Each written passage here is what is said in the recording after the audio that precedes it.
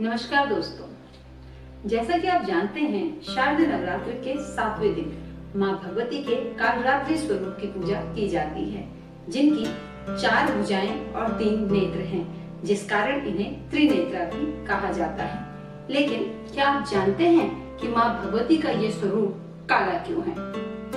पुराणों के अनुसार दारुक नामक एक राक्षस ने जब तीनों लोकों में हाहाकार मचाया हुआ था, तब सभी देवता मिलकर भगवान शिव की शरण में गए और उनसे दारुक के विषय में कहा, जिसे सुनकर भगवान शिव ने माँ पार्वती से प्रार्थना की कि हे कल्याणी, जगत हित और दारुक के अंत के लिए मैं तुमसे प्रार्थना करता हूँ।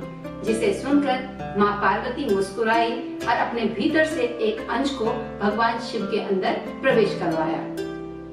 भगवान शिव के अंदर प्रवेश करने के बाद यह अंश उनके कंठ में स्थित विष से आकार धारण करने लगा। विष के प्रभाव से यह अंश काले वर्ण में परिवर्तित हो गया। जब भगवान शिव को यह अंश महसूस हुआ तो उन्होंने अपने तीसरे नेत्र को खोला, जिससे एक विकराल और भयानक काले वर्ण वाली देवी प्रकट हुई। इनके ललाट पर एक नेत्र और चंद्र रेखा थी। इनके कंठ पर कराल विष का चिन्ह था। ये देवी अपने हाथ में त्रिशूल और नाना प्रकार के आभूषणों से सुशोभित थी।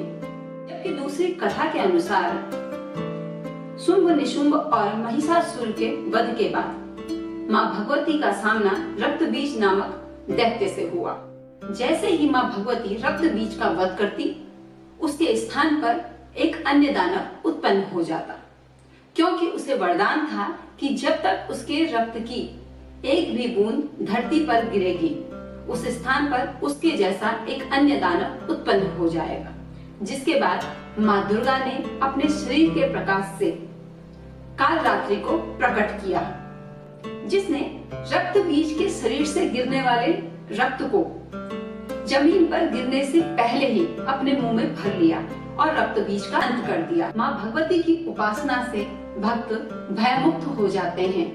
ये अपने भक्तों को पाप से भी मुक्ति दिलाती है। आज के लिए इतना ही, फिर मिलेंगे एक नए वीडियो के साथ। तब तक के लिए नमस्कार।